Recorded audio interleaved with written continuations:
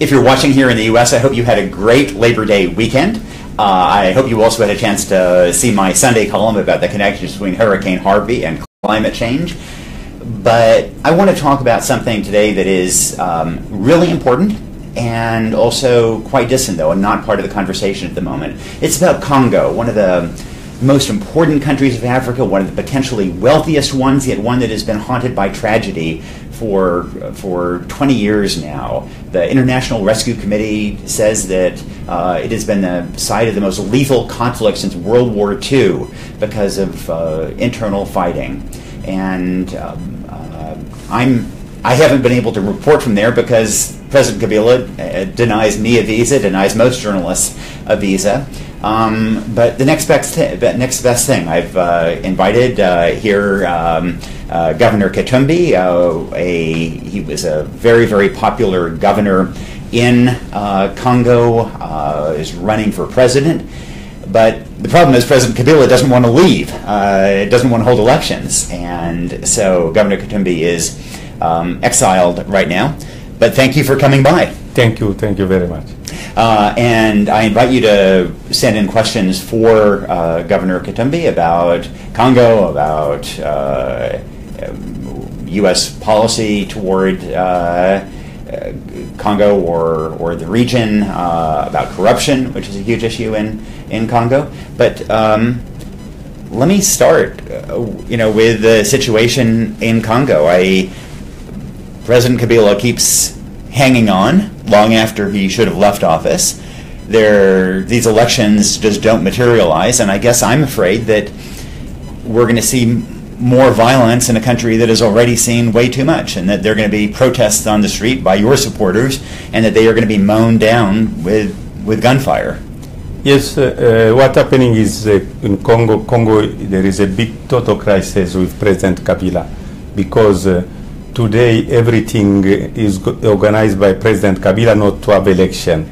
That's why we decided, the people of Congo, the churches, everyone, we decide Kabila must leave the office and leave somebody to organize the transition, because you can't agree, he's not keeping a word, because I've seen an apple in your office is red. For President Kabila, this apple is green. So it's thinking not for the better Congo, is thinking, I think, for a bad Congo where he can remain and root the country. And I mean, isn't there indeed a danger of a lot of violence? Before, when there were protesters against Kabila, he massacred them. And are we headed for more of that? Massacre for him is really nothing. What happened in the Kasai is organized by the government, by President Kabila, which is in Puerto today, is him. Is creating instability also with the neighbors, with the 9 countries which is the neighbors of Congo. That's why we don't need a president like him. He must go, he should respect the constitution, and I know he's going to come to the UN and make a speech. He's going to come and lie. From the beginning, he says he's going to respect the constitution, which he never respect. He said you should give him 1 year. We gave one year to President Kabila. This time is the end. No negotiation. Kabila must go, and Kabila can stay in the country to continue to see what you are going to bring for this better Congo we need for tomorrow. President Kabila, if you are watching, and if when you do come by in September, then I do invite you to come here. I'll give you equal time. I just do want my visa to visit DRC. Okay, President Kabila. And your own situation is now, if you were to return, you would be presumably at risk of being imprisoned or shot. You see, President Kabila is scared about me, because all the reports, which all the fake charges is trying on me, all those charges are bogus, because even the bishops, the Senko, even the U.S. ambassador in the Congo say all those charges were fake. So for President Kabila is to see me dead or in prison, and he can't do this because I'm going back. I need to save my country. There's been a lot of concern here in this country that our State Department, well, President Trump wants to cut the budget for the State Department. People haven't been appointed to senior roles in the State Department. The diplomacy essentially is much less invested in now than it has been in the past. So I'm curious, in the case of Congo, is the U.S. State Department, is it pulling its weight? Are we pushing for free elections? Are we pushing for President Kabila to step down? What is the situation right now with U.S. diplomacy? The U.S. diplomacy so far is so good because they have pushed a lot to make things happen in our country, because if there was no democracy, President Trump didn't supposed to stand in America. So today there is a government of terror, with somebody terrorizing everyone, which want to continue killing the people. So I'm asking to the American government and all the partners and to President Trump, Congo is 8 million people, which somebody wants to continue making the terror on the people, killing the people every day. So far America has supported a lot the people of Congo. America is not supporting individuals. America is supporting the country. They want to see a better Congo. How much money is going to the UN for Congo, since UN is there in the Congo? The biggest, the largest troops in entire the world is the UN in the Congo. So we need more support, because in December Kabila must go. It's not going to organize election. We are going to put somebody in power. The people of Congo are going to put somebody in power. What we need is to stop this killing and fighting and stealing of all the wealth of the Congo. You know, Governor Katumbi, I'm sure some people are watching, some Americans, maybe some Europeans, and they're thinking, well, it's too bad if Congo does not have democracy, if there are massacres in Congo, but we have problems at home. We have to worry about Hurricane Harvey, we have to worry about this, worry about that, and it's too bad, but this is not our responsibility, not our problem. So what is the answer to those people about why we should care about what happens in Congo? Why does Congo matter for the world? Congo matter for the world because it's one of the biggest country, and if there is stability, if there is election in Congo, a lot of investors are going to come, and the illegal immigrants are not going to continue coming in America or in Europe. I think what is important, a stable Congo is the best things for Africa, for a better future of Africa. With no stability in Congo, there is no future for Africa. Yeah, and I would just add to that I think one of the things we've learned is that chaos and violence are contagious, and we saw that in Rwanda and Burundi, for example, in the 1990s, that chaos and violence there indeed then infected Congo as well. And also diseases. We saw with West Africa that health threats in one country now become global health threats. So it does seem to me that we have values at stake in Congo, but we also have interests. Zoe is operating the camera. Zoe, some questions for Governor Katumbi. Yes, Shelley Van B. writes, I worry for those who live in the eastern Congo. There's so much violence and poverty affecting those who are trying to survive there. How does a president address the huge diversity of this country? You see, if those things continue today, is because of one man. I was a governor of Katanga. All these things we can finish in 3 months' time, to finish the whole, to bring peace. The first things I'm going to do, if I've been elected as president, is to bring first the peace in the country.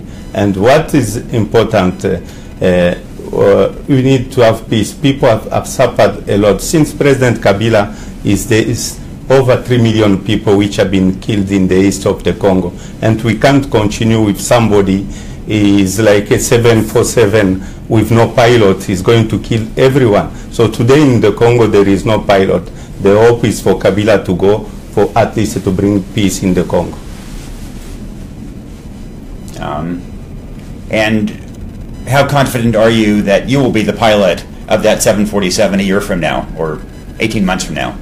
Yes, I'm going to stand, and you know, in democracy there is a lot of surprise. If I win the election, I think I'm going to be a good captain, like I was in the Katanga province, which I bring a province which was dying from nowhere, and it became the best province. And I brought a lot of investors.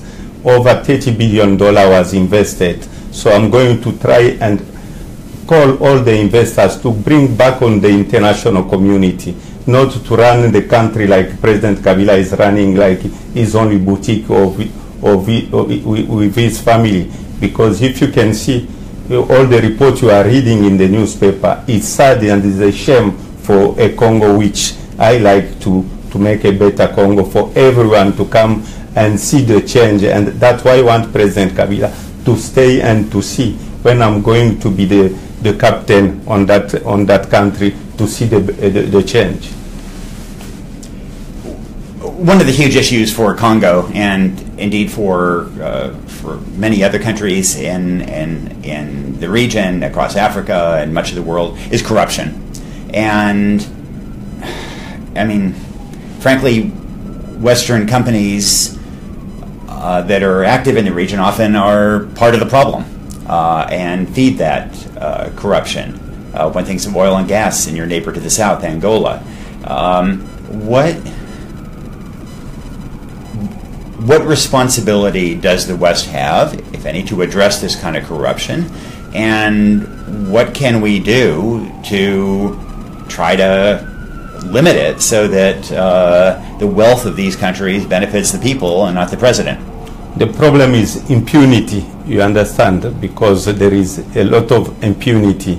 If the time I became governor, there was, I find a budget, just one example I'm giving you, I'm giving to the people, $150 million contribution per annum, which I did in 1 year, over $2 billion, because I was fighting corruption. Today there is inflation in Congo and stability. Just look, since when I left as governor, when I resigned as governor, all this instability started because I was fighting corruption, which the Western can help us is because of impunity. If the impunity continue, Congo is not going to go anywhere.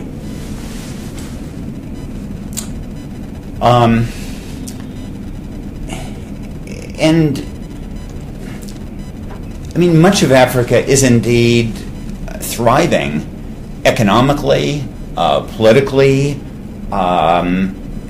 Kenya, just the Supreme Court just overturned the election, which was kind of really a remarkable assertment of the power of institutions over the power of individuals. And yet, this region of Congo, Burundi, Rwanda, Uganda, Angola is kind of maybe the messiest region on the continent. Why is that? I think Africa is changing.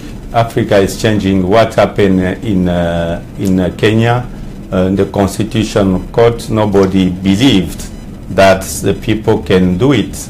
That's why I need also, when I'm going to be elected as president, to bring that change, not change just on the speech, change in the countries, and to bring a better life.